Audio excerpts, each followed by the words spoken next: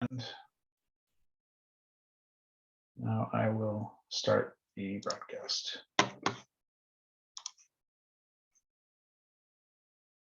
All right. And here we are. We are live. Thanks everybody for joining us for this month's episode of D2C Leadership Now, our online briefing. We have just a little bit of housekeeping here. If you have any questions while we're going through this, please feel free to use the Q&A within the Zoom webinar or the chat. Either one, actually, we're watching them both, so feel free to do that.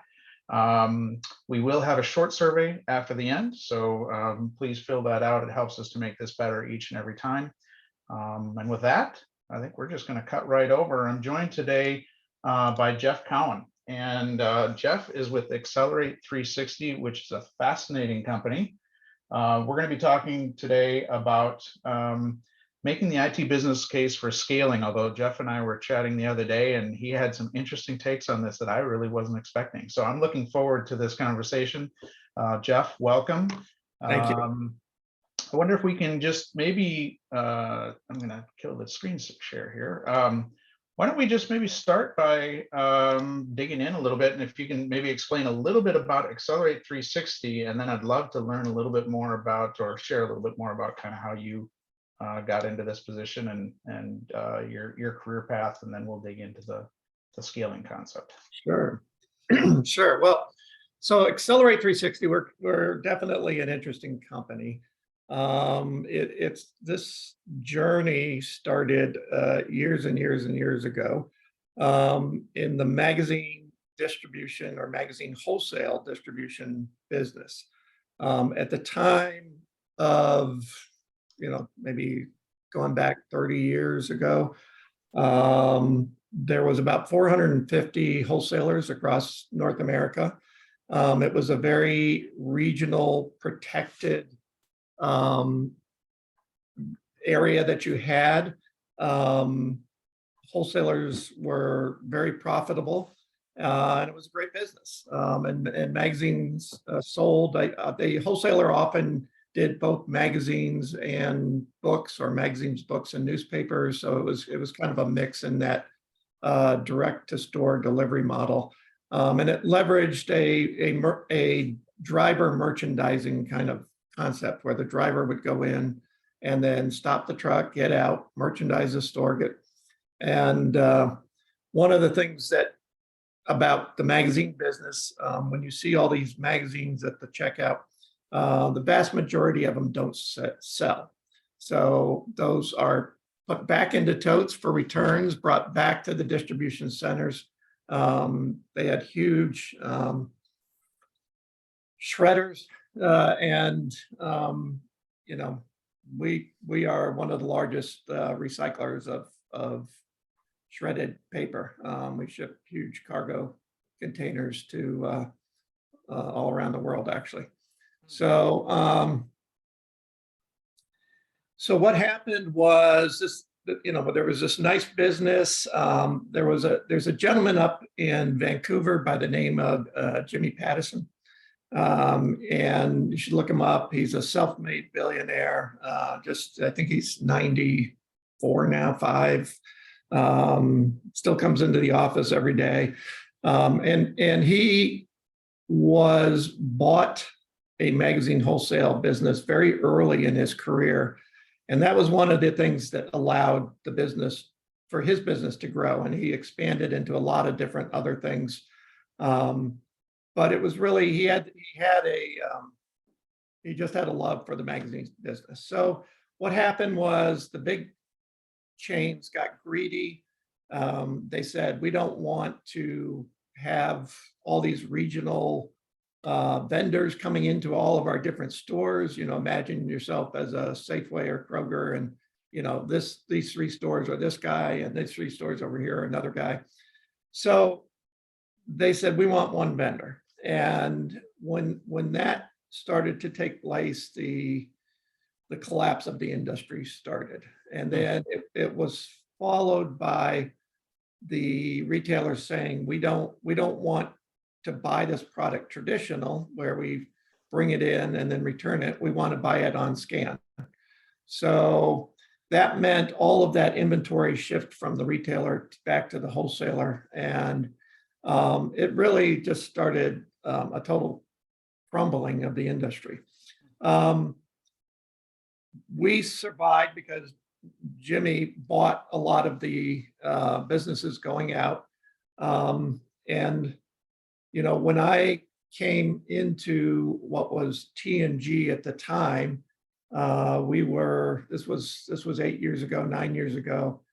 We were about 45% of the market share. Right now we sit at about 86% of the market share. So it just has continued to just collapse. So 3 years ago, a hedge fund approached Jimmy about buying the U.S. operations, and he sold the U.S. operations. And the reason they did it is that the hedge fund also had a stake in a publisher. So the published Us Weekly, Closer, Life and Style, a lot of types of magazines you would see on checkout. And so they wanted this to make sure that the supply chain was protected for their publishing investment. That's the simple terms. So there's also, I don't want to get too deep here, there's also a third layer called a national distributor, and that's where they are like a broker. They buy from all the different publishers. There's probably 1,500 to 2,000 publishers out there. So some big, some very tiny little regional. If you think about your, Texas Monthly or your Atlanta Weekly, whatever, those kind of things. And we handle all of them. And so this middleware, this national distribution model, bought from the publisher, sold to the wholesaler, and really helped orchestrate from an operational standpoint the movement from the printers to the wholesale distribution centers. Okay, mm-hmm. So that's kind of a little bit about the supply chain, a lot going on there. Well, under Chatham, what they've done is they've now consolidated 3 magazine companies under the Accelerate umbrella. So we are the largest publisher of magazines, we are the largest wholesaler of magazines, and we are the only national distributor of magazines. So it's really soup to nuts there. I'm not sure what you do with all your free time then. I mean, goodness sakes. So then there's the fourth company that was started to help us with moving away from the magazine business, right? This magazine business is just going to continue to decline. And here is where, we wanted to take our knowledge about kind of impulse. Magazine is a very impulse product. And so we moved it into the CPG world. So when you walk down your grocery store aisle and you see spoons hanging down in this aisle and ping pong balls hanging down over by the beer, and a loofah sponge over in the pharmacy area, those we have a program that we bring into retail on that impulse business. So we've been building that. As part of that, we've added the ecom layer, and so that was our forte was direct to store, but in today's world we needed to be direct to consumer as well. Yeah. And so we are, as Michael, we're using Etail to build out those connections, and so that's a big part of our growth strategy as well, on the ecom layer. So it's really, Accelerate is really 4 companies, and we, the IT portion of it, I run as a shared service. So in order to get maximize synergies, so my team supports all the companies, all the different systems. We have quite a few in-house. So we have developers but the challenge is really just the complexity and the number of different touches that we Yeah. have to do. Well, and that's one of the reasons why I wanted to have you on, because, and thank you for that, by the way. I mean, there's a lot going on. We've known each other for a while now, and I think I learned something new about this business every single time we talk that I didn't know before. Yeah. You've, as a shared service, interestingly enough, you are kind of responsible for making all the pieces kind of work together. Exactly. And so for those who have joined, let me run across just a few statistics here. If you weren't aware of these things, and this is off of your site, so if these are updated, Jeff, then you guys need to update your site. But so over 3 million square feet of warehouse space, 10 distribution centers. I think you mentioned actually yesterday, I thought it was 12 maybe, but servicing over 56,000 retail locations every single week. And you're the #1 media brand across 120 million consumers. Correct. So you guys have quite a bit going on. It's been interesting to me. When we first started talking, I didn't even really understand kind of how the ecom piece fit in until I really understood that effectively you guys have really just been starting to leverage the footprint that you've already established. This is really it's all about just continuing to leverage the assets and the resources that you guys have. Yeah, that's exactly it. So one of the things that has been a material change, and maybe we'll talk about this. We were truck driven. So at one point we had 980 trucks on the road. But we have moved that to carrier based. So now everything goes out via UPS or FedEx.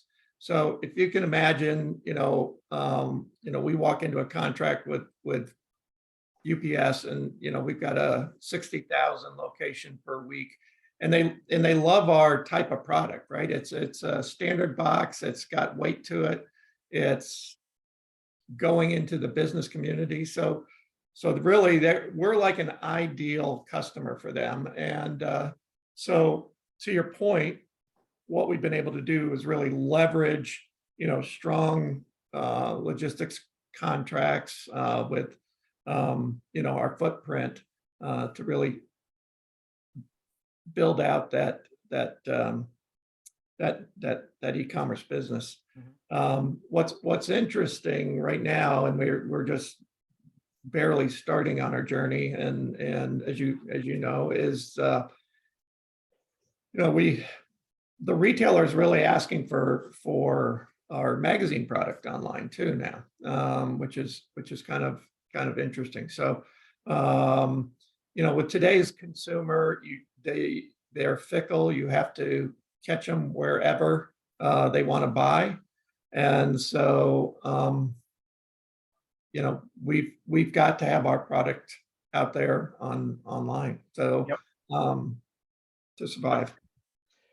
So, I wanted to have you on, like I said, just because you've had to deal with so many different things. You've had to deal with a lot of scaling related challenges. And the topic today is how to make the IT business case for scaling. And like I said, when you and I were talking the other day, this took a sort of a change in direction that I really wasn't anticipating. But quite frankly, I think there's a lot of wisdom in this. And we'll certainly get to that. But I wonder if we can maybe just take just a couple of minutes, the Cliff Notes version, sort of how did you get to where you are in terms of your career? Because you did not follow what I would say would be a traditional IT business leader's path. No, I kind of fought my entire career thinking that I was in IT. So, I think I'll go back to my early lessons learned. Right out of college, my family had owned a group of retail department stores, very small, up in New Hampshire, Vermont. We were, just a little hometown department store. I kind of always saw myself going in that direction. Went to school, University of Richmond, came out, got a job with a large retailer down there, and they hired me for operations. So I had, excuse me, come out of business school with a double major in operations and marketing, and operations was kind of just what I felt like was a fit for me. And they had no plan whatsoever. And so they just threw me here, threw me there, threw me there. I was, I mean, it was awful. I was helping put compressors on the roof. I was pulling cables for the new POS systems. I was out in the DC ticketing slippers. I mean, I was like, what in the world did I sign up for? This is awful. Absolutely awful. Like, I'm a college educated guy. Like, what did I do? And all of a sudden I get this call to come to the corporate headquarters, which was the downtown store. It was like 65,000 square feet of selling space, a couple restaurants in there. And I was just to be, again, another go-to person, right? Somebody to throw, all the stuff that nobody else wanted to do at. And that, so that went on for a couple of weeks, and then the operations manager left. And then it was the store manager and the assistant store manager, and they, the assistant store manager went into the hospital, and all of a sudden it was just the store manager, myself, and this was a big operation. There was a lot going on, and they just started throwing things at me. And I'll cut to the chase here. The lesson learned was that when I needed to make some things happen, it turned out that all those relationships and understanding the pieces and parts of the different parts of the organization paid huge dividends, because I was able to get things done. So there was a big sale that had to be set. We had 2 hours to do it. The merchandise wasn't even in the store. I called the DC, can you find this? Sure, Jeff, I'll find that for you. Can you get it over to the truck? Had the guy at the truck, I knew him, Tom. Hey, Tom, can you throw it on, bring it over? Yep, we'll do that for you, Jeff. And it was such an important understanding that, in any organization, it's not all about the chiefs, it's about the Indians, and you got to know them. Take the time to get to know them and what they do and the value they add to the organization. And if you do that, you get it back 1,000-fold. So that was, again, very young. I ended up being offered the position of head of operations, and it worked out. So, but again, it was such an important lesson. So I left there. I went back to the family business, and as it turned out, my father had tried to overexpand, and basically the business was at the verge of bankruptcy. And so I negotiated a deal with the bank. I shut down a couple places, and I made us into really what was women's specialty stores at the time. And we became very profitable. And, so when I think about scaling, I think about, it's about balance, right? So it's not about bigger is better. It's not about overbuying for what you need. It's about balance and finding balance for the organization, right number of staff, right product, right place, all those kind of things that you hear, particularly about retail. But it's so true. If you get the balance, you're successful. So, yeah. And so when we were talking the other day, this was sort of one of those little pearls of wisdom that just sort of jumped out at me, that I want to just spend a little time on, right? So, and just sort of hearing your story and kind of how these revelations came to you. You talk about you went and you kind of jumped into the family business, which you said was kind of near bankruptcy. You made a comment about revenue and scale and balance. I wonder if you could revisit that for us. Yeah, again, it's one of the things about IT is particularly is you're seen as a cost, but in that moment, it's, you know, in a family business, everything is a cost, right? It's about revenue. What are you going to bring in? What is the margin on that? And then what are the costs associated? And you just, you've got to be in balance, right? You can't, if you have the revenue, you can't have the fancy car, right? You just can't. So knowing where you fit in the organization, I think is very important, right? You know, my current job, a lot of what I do now is numbers, right? It's accounting. It's managing the OpEx and the CapEx and knowing exactly where we fit and how we are able to contribute. So it's, you got to know where you fit in the organization. I guess that's the Yeah, and the thing that really jumped out at me though is, you know, I think so when scale is in the name of the webinar, whatever you want to call this, you know, most people are thinking about scale and immediately top line growth kind of comes to mind.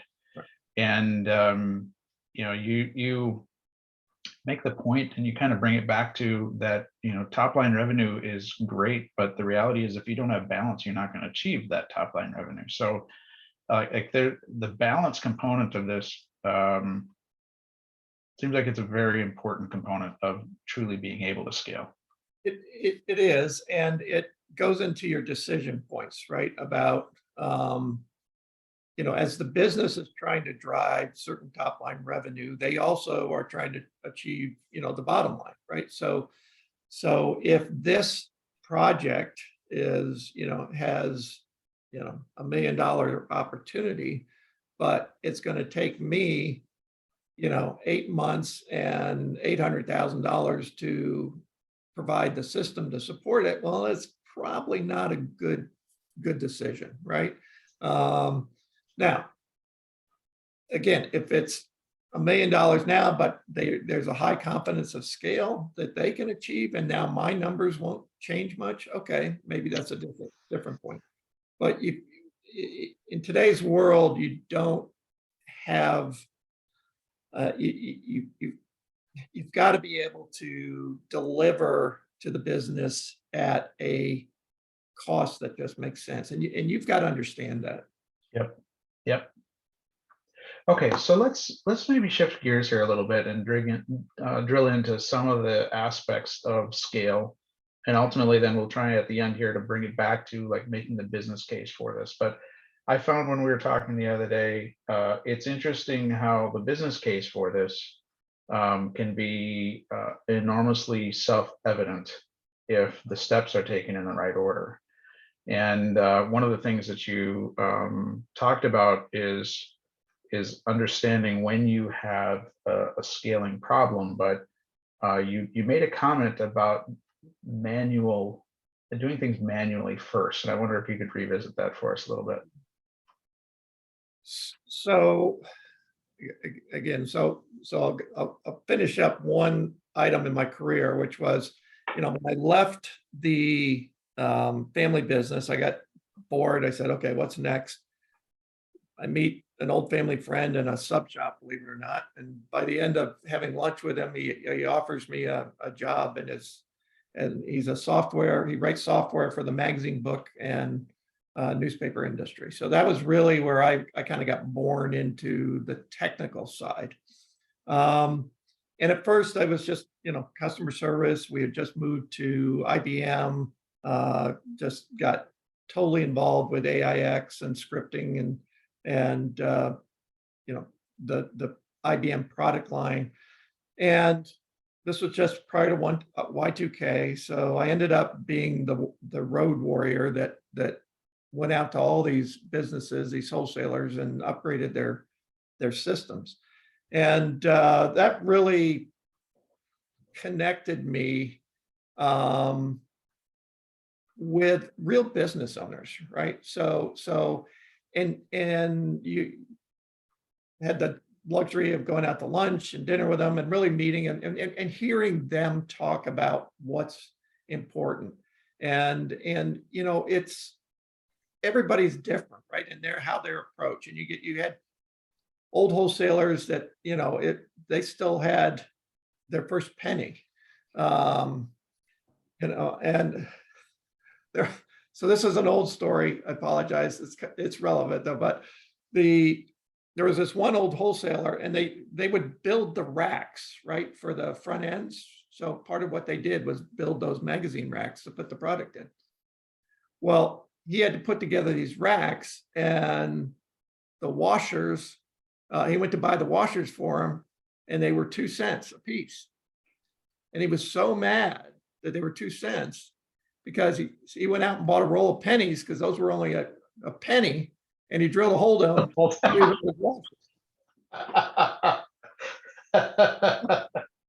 So he had a 50% return on that.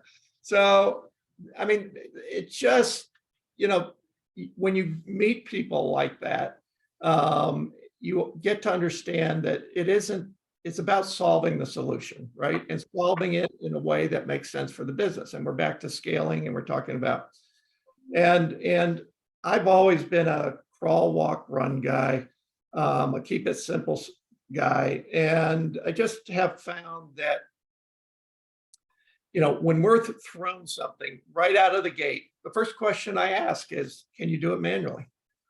What if we don't succeed? What if we can't deliver? Can you do this manually? What is going to happen to do it manually? And by understanding the approach and the pain associated, because there's always pain associated with doing something manually, then you get an understanding of the value to the business, right? So I have just always found that taking that first step of right back in their face, how are you going to do this manually? And what does that look like? Write me up an SOP. Who's going to do it? How many people do you have to hire if you do it manually? Because now I've got, if they say 2, well now I've got real value that I can bring, right? If I can replace 2 heads with a system, now I got an understanding. So to me, scale starts with, you got to understand the ground floor. Yeah. Well, and if there's any current or future salespeople watching this, that the last 3 or 4 minutes is paramount to how you solve pretty much anything, right? So if we're talking about how do you make the IT business case for scaling, you mentioned kind of force them to deal with the lack of scalability, right? Exactly. And let them sort of live with that for a little bit. What happens, in your opinion, if you skip past that step? If you skip past it, that's often pushed, right? That's often where they just say, "Oh no, we don't have time to do it manually," and I say, "Well, I don't have necessarily time to stop what I'm doing today to provide this solution." So where it becomes a negotiation, but the next step is always around kind of the SOW, right? What is it really that we have to accomplish? Making sure that the business is included in that write-up or evaluation, the SOW, to make sure that we, again, you always miss something, but try to capture.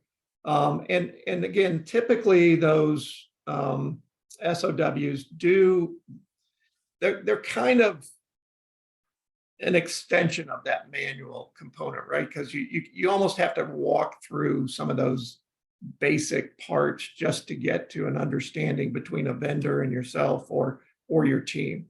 So I think, either way, you're going to spend time evaluating, what it is that has to be accomplished. And during that process, again, I always, you in my world, you have to be prepared for stuff to go wrong, right? For times to stretch. We had a 3PL contract and with a hospital supply company, and the product wasn't supposed to show up till January, And we had 10 containers from China show up in one of our DCs, like in November. Like, and we're still trying to figure out what we're even supposed to do. So you have to be able, and that's been one of the, I will say that's one thing that about our company, our team, we've just been kind of scrappy, can-do group of people, which I makes, I'm very proud of that, really, quite honestly, because we figure things out. Mhm. Sometimes it's manual, sometimes it's a hybrid. So when we've talked about sort of doing things manually to understand the extent of the problem, right? And kind of letting people, if possible, sort of live within the, call it pain maybe, or discomfort of Yeah. having to do things manually. And that helps to sort of extract the value of what a solution might be. You talked about writing up some SOWs. What do you look at as an IT leader? What do you look at, and how do you come up with the sort of the decision point of when is it time to invest? Like, is there a certain amount of scale relative to revenue, cost, whatever, that you look at? Or I think I kind of know where you're going to go with this, but the question really is, sometimes when you're dealing with cash constraints or whatever, it can be tough to know when to pull the trigger on scale. So what do you look at when you're trying to make that? Yeah, well, in today's world, you actually have one easy button, and that's security. So you have to provide a secure environment. So if there are solutions that are, can't be patched, end of life, or whatever, that are putting the organization at risk, then it's almost those are non-decisions, right? That you cannot put the organization at risk. And so, a big part of what, my job too is just to protect the company, right? I hold, the risk tolerance, and we don't want to get caught short. So if the investment can be done in different ways, right? It might be done in terms of backup, it might be in terms of recovery, it might be just getting to a current platform. Certainly, the biggest change / investment that we have been going through is call it the digital transformation, but it's really getting out of on-prem and really moving into for us it's Azure, but getting into cloud-based so that we can control the variability. So to survive for the future, technology has to be variable. You cannot survive without being variable. And that was really the reason we went from truck-based delivery to carrier-based was, we had this huge amount of fixed assets and we moved to what is really a variable cost. So And even though sometimes it can be slightly more expensive, variable cost actually probably de-risks the business a little bit, because then when you have the excess, you can afford it. Yeah. We're back to talking about balance, right? Because you're right. There's sometimes that move, in some cases that move was more costly, but then we were able to, or continue to be able to, reduce those costs by understanding why that cost is, right? So IT got lazy. Let's call it what it is. You could buy big ass servers, excuse my language, and VM environments, and it wasn't that costly, and you had over capacity, over disk, and we got lazy. we can't be that way anymore. It Yep. doesn't make sense. Yep. So if we sort of sort of narrow the conversation a little bit and talk a little bit about sort of the e-commerce initiatives and the growth initiatives you have around e-commerce. So we're focusing more on sort of what are the things that are going to drive some of that revenue, and how do you make the decision to make investments in that particular area. How do you look at that particular space as opposed to like security, which as you said is sort of a no-brainer, you have to do it? So this one area was I think one of our harder areas, quite honestly, because it was a little bit of build it and they will come, which that drives me crazy.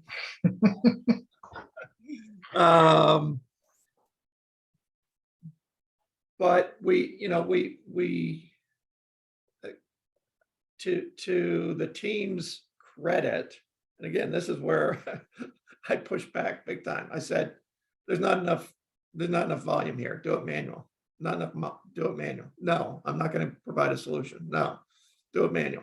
And I pushed back big time. And they were a scrappy group trying to build the e-commerce business. And and again, I sound a little bit flip there, but really getting logistics team, my team together, trying to figure out what we could do and what we couldn't do to scale, because what they wanted to do was add 1 million connections. So in their mind, 1 million connections meant more. And I kept saying, well, just do 1 connection and put more through it. That makes more sense to me, to sell 5 units over here on this side and 6 over here on this side, and I did all this work, doesn't make sense to me. So this was a bit of a headbutting conversation that took place on this topic. Now, what they did, of course, they didn't give up, and they started to build their book of business, and so then it did become clear that we needed to we were right at that tipping point, right? And that's really when we called you, is we were right at that tipping point of probably really can't afford the right solution, but we may just have to take it on the chin, and because we're right at that tipping point. And I think that's what sometimes you're faced with, is those, you're right at the top of the mountain, right? Either you're going to slide down or you're going to get over and get to the other side. And so for us, for ecom, it was, we tried some connectors from a different vendor. We were not happy with that. So there was some lessons learned there. We pushed back on the business to say, figure it out while we're trying to reconnect you. And then we took time out to really evaluate what was out in the marketplace, which is where we landed with you. Well, I want to commend your phenomenal choice. We made a great choice. So if we hone in on that decision point, though, because kind of who you go with or who anybody goes with, it isn't really the point of this, as much as like what was that tipping point? Like, was it people costs that you were looking at? Was it fixed costs, variable costs? Like where did that real business case for making that decision fall? In the case of the e-commerce, it's really your SLA requirements with the with the channel. I mean, what we lacked with some of our initial designs was the beginning to end visibility. So I have a great team, great team, great people. They will dig in, they will find what's wrong. But if they can't see it, they can't fix it. And we were stuck with this other vendor having the visibility, but not us. And when you're dealing with SLAs, and you're looking to solve things within minutes, not, submit a support ticket, hours, so I'll get back to you. At that point, you've missed your SLA. I mean, it just, and so we just had to make a fundamental decision. Are we in this business or not? And then the solution has to provide us the visibility we need to take care of ourselves. We're very much a, we'll watch our own hen house kind of organization, just because we're complex, we're difficult, we're scrappy. So I would say that was the biggest driver, was we were just felt blind, it wasn't working. And meanwhile, the business had continued to grow their offering. And so we just needed to take a step back and find the right solution in that case. Yeah. So in your case, you had some additional complexity just because of the size of your organization, and the ecom group is technically a separate group, right? And you're a shared service internally. Again, kind of back to the whole, the point of the discussion is making the IT business case for scaling. Sometimes it's not as easy as one person just sort of making a call. Can you talk a little bit about sort of some of to the extent that you're able, so some of the internal exchanges or conversations that had to happen in terms of getting people aligned that this was what had to be done, and then, again, to whatever extent you're able, kind of you had some budgetary challenges within different groups, right, that you had to balance. Yep. So we so your best friend in the IT world really is that business owner that's trying to accomplish something for themselves, right? Or they have a job, they're trying to do their job, and getting their support is really the key. If it's just the IT guy going in to the CFO and the president to say, this is what you need, it's like, or you have an underlying driver like security, where it's kind of a no duh type of a moment, right? Exactly. Yeah. But if the business comes in and you've taken the time to educate them, right, at the level they need to be educated, to understand why the system, that we need this system, the value it is that they're going to provide, and allow them to articulate the need, it goes a long way. At least that's what I have found in my career, is that let the business drive. Don't try to be, I'm Mr. Important or whatever, right? I'm just there to help the business. And getting that buy-in, and maintaining those relationships with those key people who are the drivers of the business is really fundamental.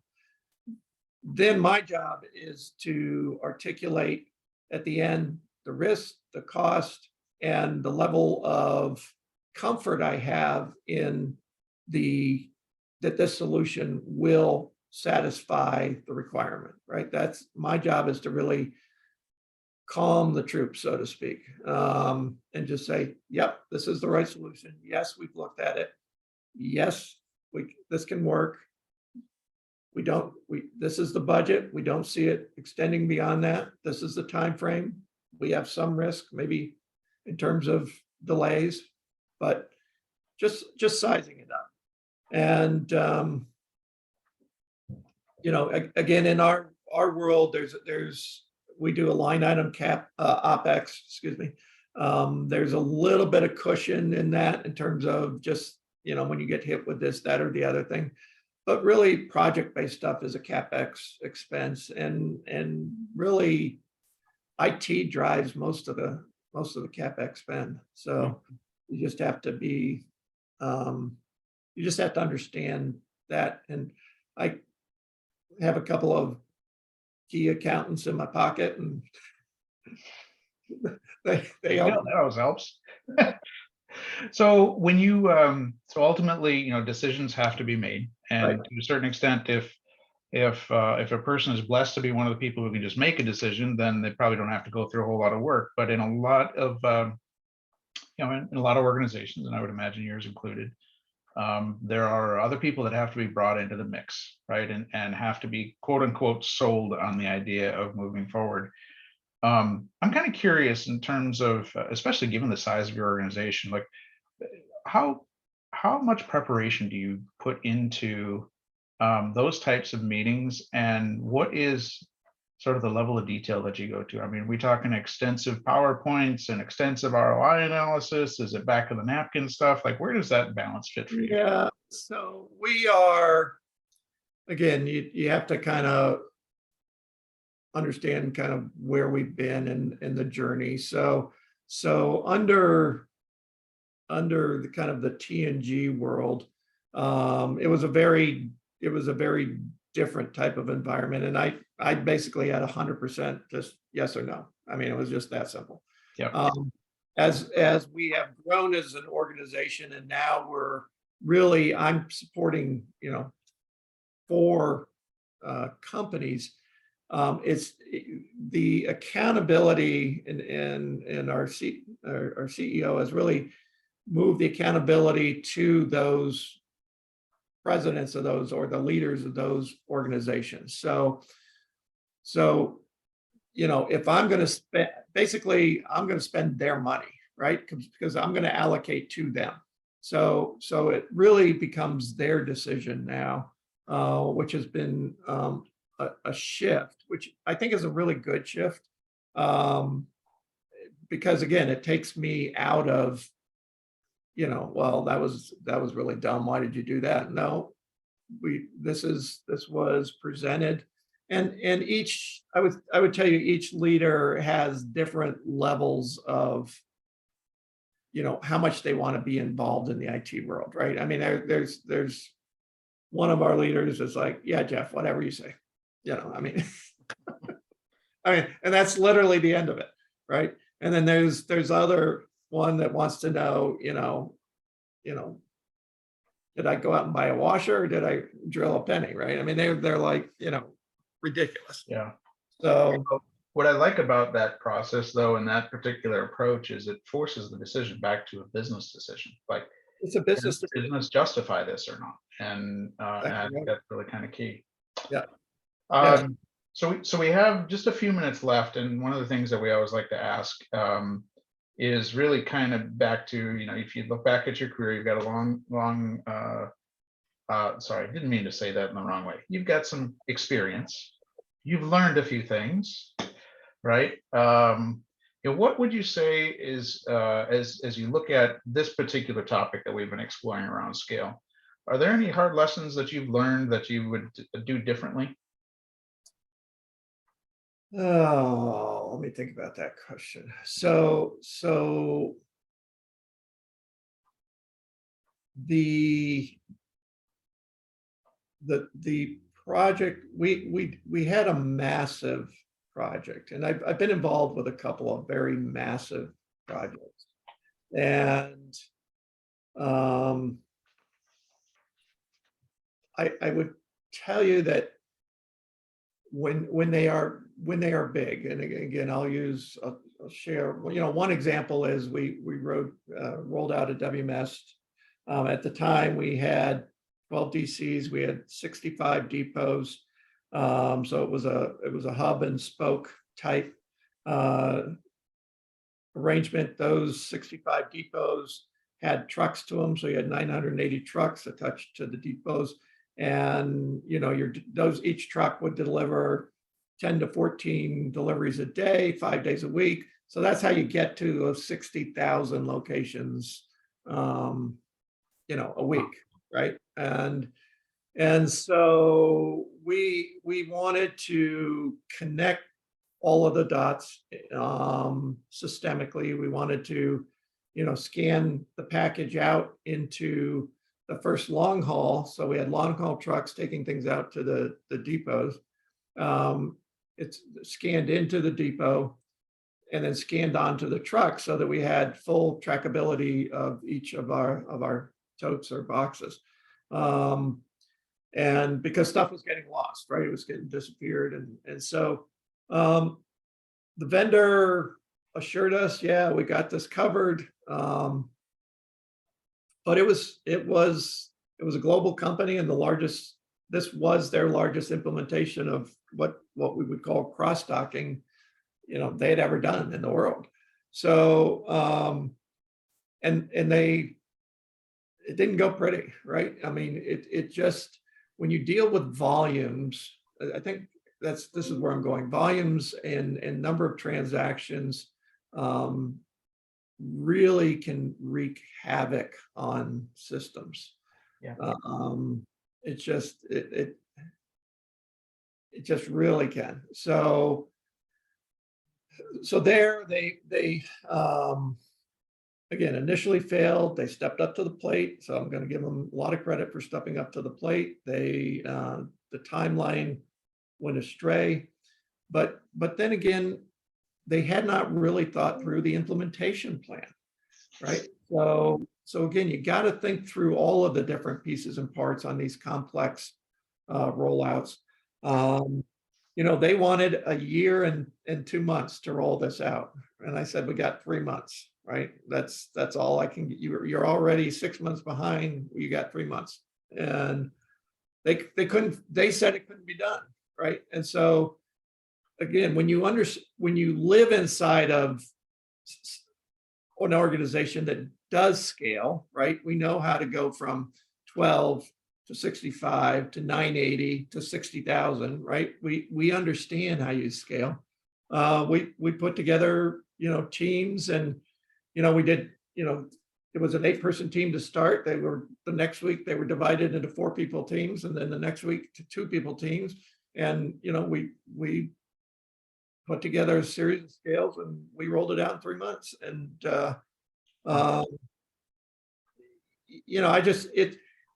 understand the volumes, I guess, is a really important thing about scale when you get into those types of those big projects, because I guarantee you the vendor really hasn't thought it through, and you need to be able to,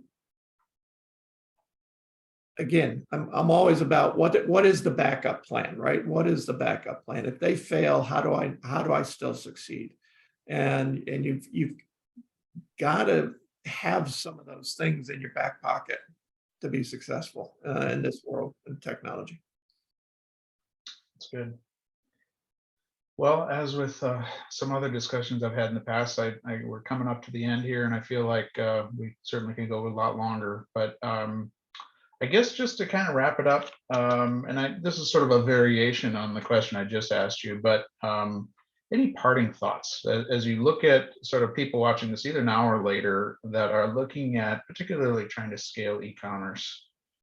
Any parting thoughts or lessons learned that you would pass along? The thing I have learned the most about, well, there's a couple things about the e-commerce business. One, obviously, is your PIM management. That master data around the product. Master data is in a lot of systems is just ugly. And so, but it can't be ugly. You can't scale with ugly master data. So that's one area I would point out. And then in the e-commerce business, particularly, the business is really, it's a different type of business, right? So, and you've got to be fully engaged with that team, because they're making decisions about marketing, placement, how many images, all that. They're trying to constantly tweak and make decisions. And if I can't get in their brain, I can't help them. Yeah. So being connected at the hip with that team is, I mean, I talk more with that team than any other team in the business. And I would say that's actually really consistent with something that we see a lot of. I was talking to just kind of put an emphasis on that point. I was talking to a CEO of a brand out, I think they were out on the West Coast here recently. And he made the comment and he said, when we decided that we were going to go direct to consumer as opposed to just through traditional distribution, I thought it was just going to be sort of an incremental step to the business, right? And that we're just going to sort of add this other line of business and so forth. Said what we learned is that e-commerce touches everything within the organization, and it exposed all of our organization's weaknesses, right? Because when you really think about it, you got your master data, right? So you have to tie all of your endpoints together. You have to know where your inventory is. You have to be able to facilitate orders. You have to be able to facilitate publishing. Like it literally touches pretty much, and then you have to record it at the end of the day, right? It all has to come home to roost in financials. So it touches everything and it exposes scale problems really, really quick. And that's, I'll go back to why you need the visibility, right? So when that master data comes through with some clunky thing that shouldn't be there and somebody did something wrong, you can see it, you can fix it. Yeah. And and again, I touched on SLAs. At the end of the day, you are touching every part of the organization, and you got to do it quickly, which is again, just it's tough. Yep. And visibility is key. Yep. Well, awesome. This has been really good. I'm just going to share my screen here just for a couple of seconds. For those of you who are on the call and maybe watching this later, we do actually have a free white paper. If you're on the call today, you're going to get it automatically. If it is something that, or if you're watching this a little bit later on, there's a link here that you can get to this, or you can go to our website and download this as well. But we put together a white paper essentially on selling to the team. And I'll just give a little plug for it. One of the things I love about it is it actually sort of breaks down the key stakeholders in the business that you can kind of look at and understand what are the things that they're going to be concerned about and so forth. So really well done by our team. So definitely go and check that out. Just a reminder, there is a quick survey here at the end. If you would please just take a moment or two and fill that out. It'll be very quick. So thanks again for joining us today, Jeff. I got a lot out of this. I hope everybody else did too, and really appreciate your involvement. Absolutely. All right. All right. Thanks everybody for joining, and have a fantastic week. All right. All right. See ya.